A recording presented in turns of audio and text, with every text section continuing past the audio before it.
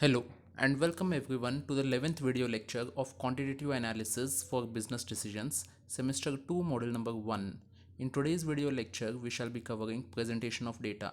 Now, this presentation of data is a big topic, so I have split this into various sections or various lectures. So, this is the first lecture on presentation of data. Uh, in a previous video lecture, we have completed tabulation. Now we shall see how this can be presented. Now, presentation of data, what do we mean by this? Presentation of data refers to the organization of data into tables, graphs, or charts so that logical and statistical conclusions can be derived from the collected measurements.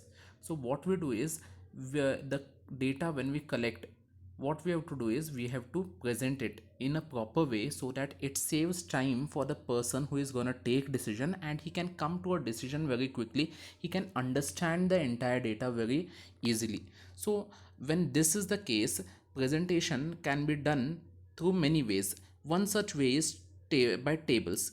We have seen how we can create tables, different types of tables that we can draw. In this lecture we are going to concentrate on graphs and charts. So this is what we are going to do. So presentation can happen through various means. The first one is textual means. What does textual mean? Textual or text means? Text means in form of a paragraph. So you can give data in the form of a paragraph, like a news report, or pages together written in sentences. So such kind of report can also be submitted, and this becomes little clumsy to understand because you have to go through the entire written words. The next one is tabular or tabulation or in table form.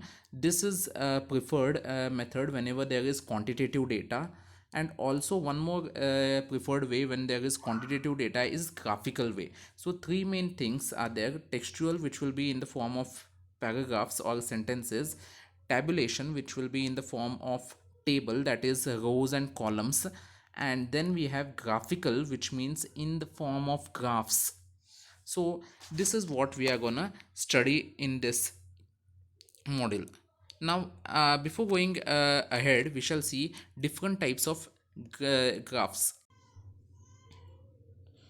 So one of the most convincing and probably most interesting and appealing ways you can present data, that is statistical results, is by showing it in terms of diagrams and graphs.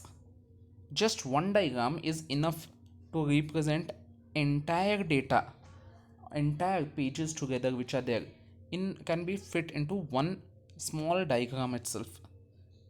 It is easy to understand for laymen also. Instead of going through entire paragraphs and all, you can just see that diagram and you can come to a conclusion about the situation. So graphical solution, if we want, or graphical we want to see, we can divide this into graphs and diagrams. Now first we shall concentrate only on diagrams. Diagrams can be classified into four different types: one dimensional diagrams, two dimensional diagrams, three dimensional diagrams, and pictograms and cartograms.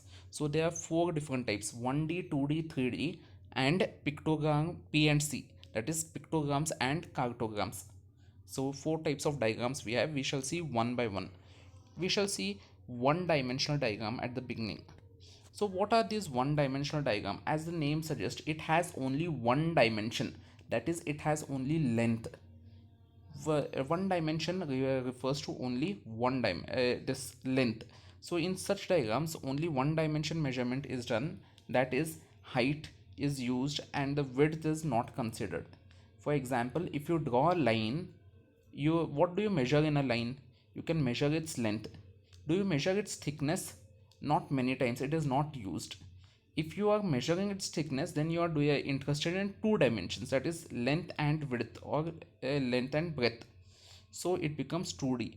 So if you are only interested in lines, then it becomes a line diagram. So that is what it is.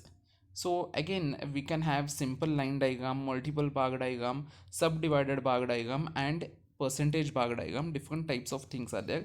We shall first see what is a line diagram. So line diagram is used in case where there are many items to be shown and there is not much of difference in the values. Generally, when there are not much difference in the values, you come across line diagrams. Such diagram is prepared by drawing a vertical line for each item according to the scale. For example, if there are 5 students and whose height are to be mentioned, of different standards they are, maybe one is from 10th standard, one is from 8th standard, one 6th, 4th and 2nd standard. So this way 5 students are there and their height is to be measured. The measured height can be converted into certain units. That is, for example, 1 feet is equals to 1 centimeter. I can draw and I can show their height. I am interested only in their height, so I'll draw it in terms of a line where 1 centimeter is depicting 1 feet. So the distance between the lines is, in this case, is kept uniform. Same distance is kept between lines, and line diagrams makes comparison easy, but it is less attractive. Not much of attraction. It cannot attract people. It is just like presenting a data in a very simple form. The second type of diagram generally and widely used is the simple bar diagram. Simple bar diagram can be drawn either on horizontal or vertical base. That is, you may draw it horizontally. uh, I'm not able to show you.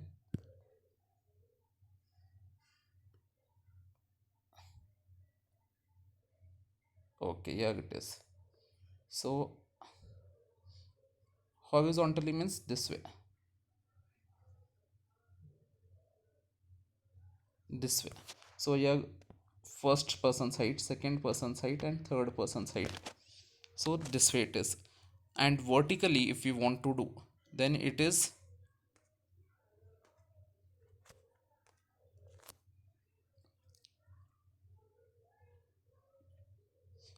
first person's height, second person's height, third person's height.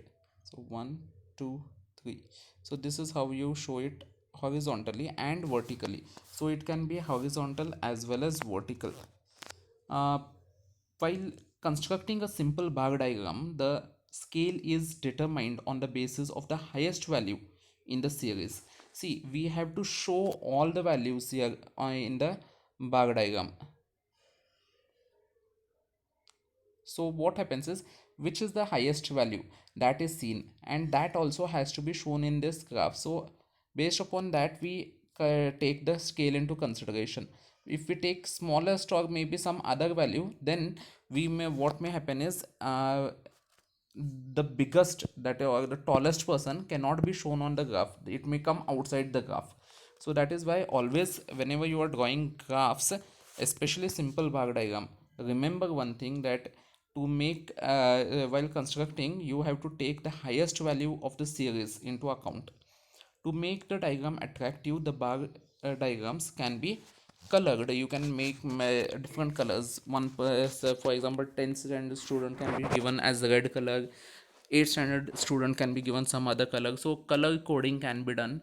For bar diagram are used in businesses and economics many times. So this is quite simple to understand. However, an important limitation which is there of such diagram is that they can present only one classification or one category of data. So you can, because these are one dimensional data, though it is interesting, though it is attractive, you can show only 1D diagram, 1D data, that is one dimensional data. For example, in this case, you can see presenting the population of the last 5 decades. One can only depict the total population in the simple bar diagram and not the sex wise distribution. That is, you can show only total population in the past 5 decades or maybe past 5 years, but you cannot show the sex wise or the gender wise difference. That is, how many male were there, how many female were there. So that cannot be shown. I'll just expand this for you to view. Example, represent the following data by a simple bar diagram, or even if it is not mentioned, bar diagram means a simple bar diagram. If it is some other type of bar diagram they have asked, they will mention the name. If name is not mentioned, then remember it is always simple bar diagram.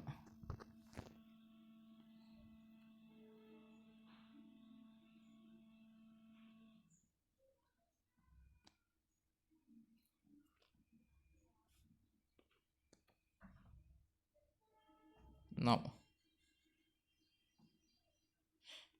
this has to be represented in this. 1991 the production in tons was 45, 1992 production in tons was 40, for 1993 the production in tons was 43, 42, and so on.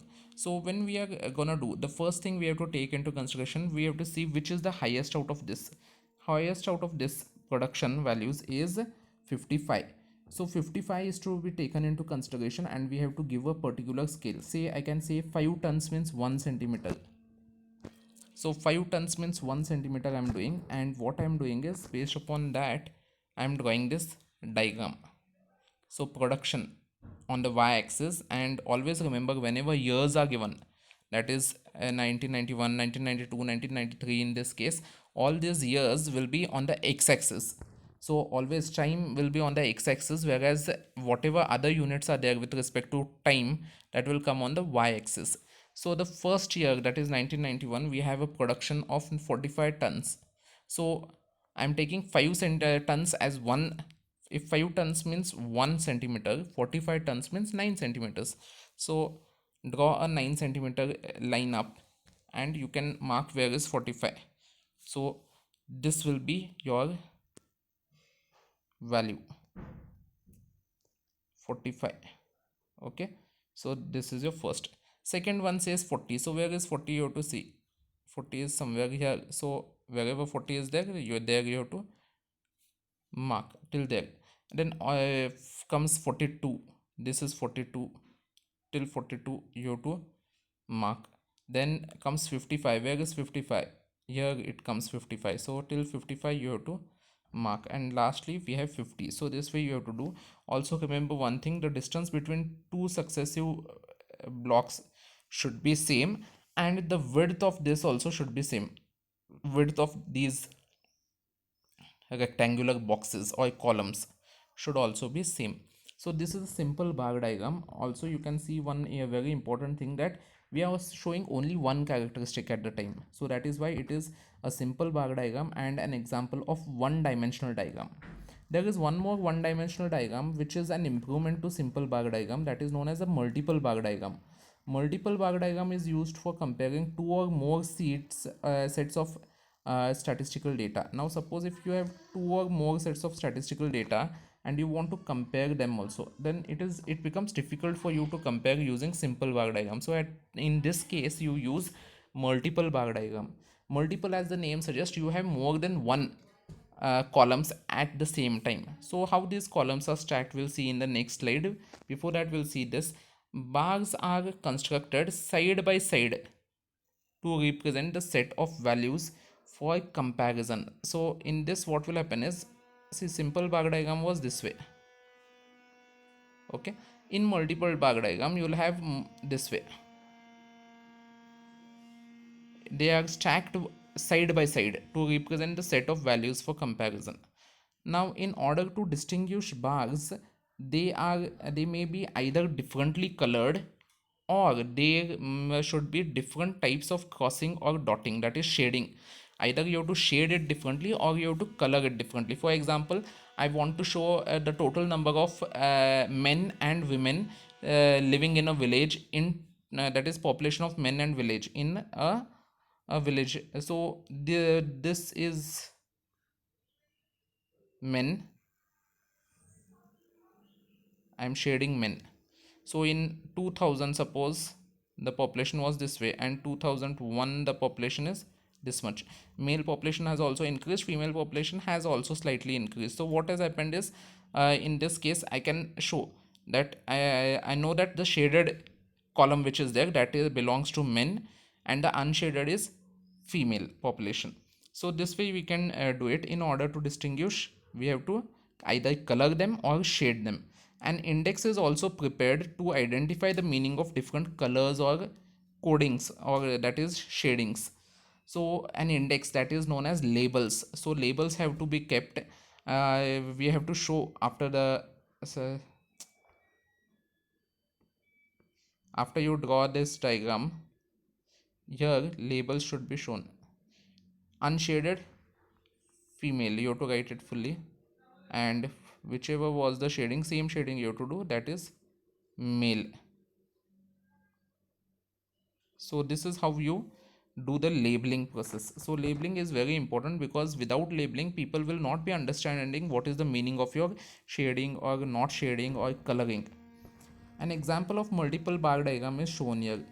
Draw a multiple bar diagram for the following data.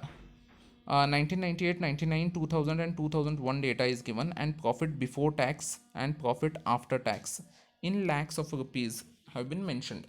Now, this data can be shown in terms of multiple bar diagram. Why it can be shown in multiple bar diagram? Because we are two things at the same time, but of the same year itself, that is 1998 before tax profit and 1998 after tax profit. Similarly 1999, 2000, 2001, this has to be shown. Now how this can be shown? Here, look at this diagram, very easy to understand. Same like previous thing, only we take the highest into consideration. Which is the highest into consideration here? That is 200. So I can take 20 lakhs is equals to 1 centimeter. 20 lakh is equals to 1 centimeter means I can draw 20, 20, 20, 40, 60, 80, 100 and so on up till 200. I can draw these values here.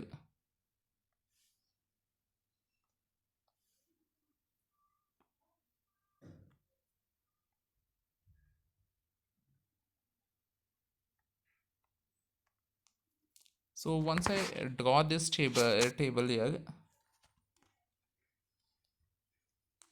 graph here, okay, x-axis and y-axis. Again, here will come on the x-axis, and that is the horizontal axis, and profit or whatever other unit is there, that will come on the y-axis, that is the vertical axis. So now what happens is, in 1998 how much was the profit? Let's see what was the profit in before tax. 195. After tax 80. So 195 I'm showing here with the shaded column, and 80 I'm showing here in the unshaded one. So that is profit before tax and after tax. Then before tax, after tax, before tax, after tax, before tax, after tax, you have to draw for each of the year. This is known as a multiple bar diagram. Here two vertical columns or maybe horizontal columns, it can be vertical as well as horizontal, are shown side by side. Now you can see labeling is also done. I had shown labeling on the right hand side. You can show labeling below it also. So generally it is shown on the right hand side or below the diagram. Shaded region, here shading is not shown properly. Shaded region is before tax and unshaded is after tax profit. So this is a multiple bar diagram. Three diagrams we have seen so far: line diagram, simple bar diagram and multiple bar diagram. The next type of bar diagram that we are going to study is the subdivided bar diagram. Now what is a subdivided? As the name suggests, the bar diagram is further subdivided, that is there is again division in the bar. So in a subdivided bar diagram, the bar is subdivided into various parts in proportion to the values given in the data, and the whole bar represents the total. So what happens in this diagram is, you are dividing the bar again based upon the proportion or percentage of the items present. We shall see an example of this so that it becomes easier for you to understand. Such diagrams are also known as component bar diagrams. So subdivided bar diagram is also known as component bar diagram. The subdivisions are distinguished by different colors or crossing or dotting. That is, you can do various shading, various color you can give for to denote various subdivisions. The main defect of such a diagram is that all the parts do not have a common base to enable one to compare accurately the various components of the data. So comparison becomes difficult because they do not have the same base. You'll understand this when we take this problem into consideration. Now represent the following data in a subdivided bar diagram. Now subdivided bar diagram I have to show. Now this is a family expenditure, that is monthly expenditure done by a family. For family A, family B, food, how much they spend, clothing, education, housing, rent and miscellaneous, that is etc etc, small expenses. So now subdivided bar diagram. Now there are two families here. There's no year given, so I can take anything on the left hand side, anything on the below, that is horizontal axis. I'll take family A and family B on the x-axis, that is horizontal axis. Family A, total, well, again you have to see which is the highest out of this. Highest is I think 95, so 90 till 95 it should be there. Okay, sorry, not the highest. I have to take total because these are components in the this bar diagram. So what I have to do in this case is food is 95. See here, I have to show family A and family B both. Family A's total expenditure. What is the total expenditure? Add up family A's expenditure. 95, 75, 25, 95, something it comes up to 160, 170 something it comes. Similarly, family B's total will be somewhere close to 220. So you can add up and see what is the exact value. So you can take that into consideration and you can say 220 or 250 is the highest value. Now up till 250 it has to be shown, so I can say that 20 units means 1 centimeter, so I have to got at least 12 centimeters has to be shown, and 12 centimeters can be shown on a graph paper, so it becomes easier for you to show this. Now family A, the first expenditure of family A is food, 75. So up till 75 you have to show here. So 75 is somewhere here. So up till 75 family A, and draw, complete the rectangle. Okay, now next is, where is it?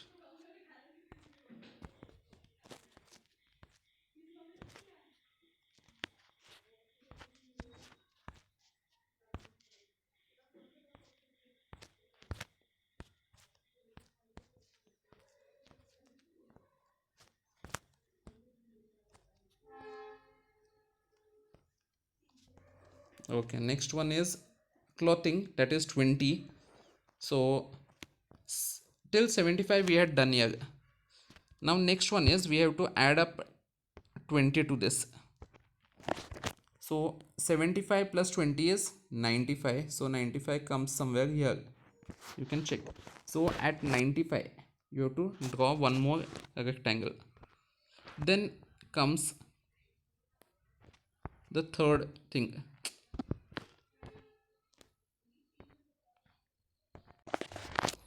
Then comes clothing, that is 20. So 75 plus 20 is 90. After that comes education. So add 15. This shows you education. This gives you education. So education. And similarly add the next one, that is house rent. Add 40 to it, you'll get this. Then add 25 to it, you'll get this. Similarly you continue the process for this. Now what has happened is we have total of two families, family A and family B expenditure is shown here. Along with that we know what are the components of each. Okay, each family, that is how much they spend for food, for how much they spend for education, how much they spend for rent and so on. So this can be shown by various shading. So here this shading is shown here, that is slanted rain type of this shading is for food, blank is for clothing, uh, hatches is for education, straight dotted dots is for something else, and miscellaneous you have. So this way you have five different things and you can show it in a component bar diagram. So that is why it is known as a component bar diagram, because you have various components that are to be shown, also known as subdivided bar diagram, because you are dividing the bar diagram. Now next is percentage bar diagram. The components are not the actual values but percentages in the whole in percentage bar diagram. So in the previous bar diagram, if you see, what had happened is you actual values were shown here. Like for example, 40 is what sorry 80 is 80 no 75 is what family A spends for food. So 75 was shown here. Similarly add 25 to it, the next expense, that is, so 20 to it, that is next expense, that is clothing. So till 95, 75 plus 20, that is 95 we had taken this line, and so on. So actual values what were there in the table, or actual what they spend are shown here in this subdivided bar diagram or component bar diagram. But in percentage bar diagram, as the name suggests, we do not show the actual this numbers or actual figures. Instead we show them in terms of percentages. So we have to first find percentage out of 100, and then we show it in the bar diagram. Here one very interesting thing is that the height of each of the columns will remain same, because everyone will be 100 out of 100%. So that is one thing. The main difference between the subdivided bar diagram and the percentage bar diagram is that in the former, the bars are of different heights, since the total may be different, whereas in the latter, that is percentage bar diagram, the bars are of equal height, since each of them represents 100 percentage. Family A 100 percentage, family B 100 percentage. So out of those 100 percentage, or out of those 100 rupees, how much do they spend on each of those items? Next one is in the case of data having subdivisions, percentage bar diagram will be more appealing than subdivided bar diagram. So you can show this whenever there are lot of this subdivisions. Now same thing will take into consideration family A and family B. Sorry, factory A and factory B, we are saying selling price, quantity sold, wages, materials, and miscellaneous. So this is what is the total expenditure of factory A and factory B we are getting. Now convert these values into percentages first thing.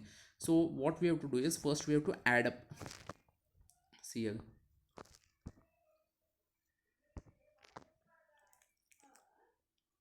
factory A values are here, which is given.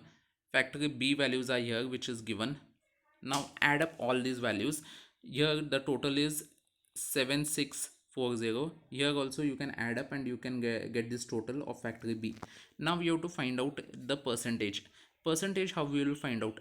To find out this percentage, what you do is this 400 divided by 7640 into 100.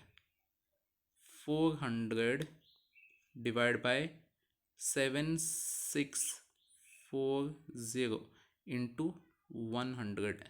So this is fixed. To find all others of factory A, this remains fixed, this remains fixed, only these values keep on changing. Okay, so this is how we do it. Similarly, to find out the second one, what we do in this, to find out the percentage here, to find out this, we do 240 divided by 7640 multiplied by 100. So divided by the total into 100 is fixed, only these values keep on changing here. The next value that we are gonna talk about is this. So to find out this, what we do is this 3500 divided by 7640 multiplied by 100, and so on. And similarly factory B also, factory B, what it will be is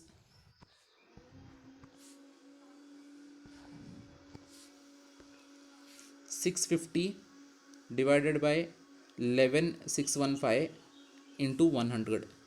365 to, you will get this 6. So similarly, to find out the next value, there you will get,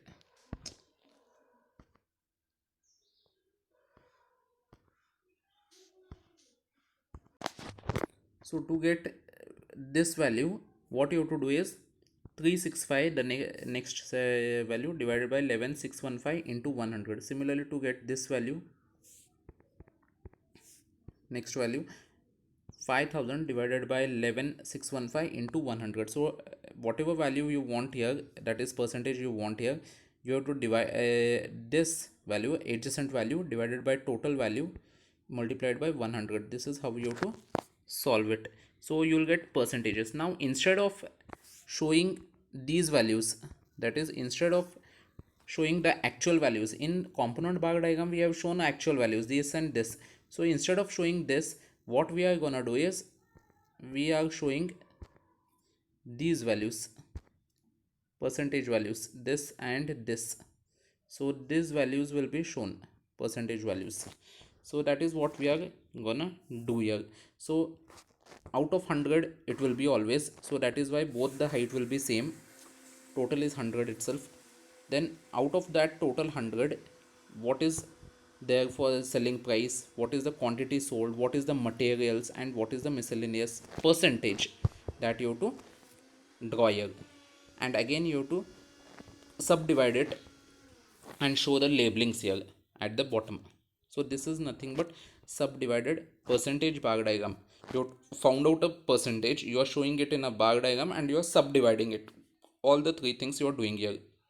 Now one thing, whenever you're drawing diagrams, title should be there.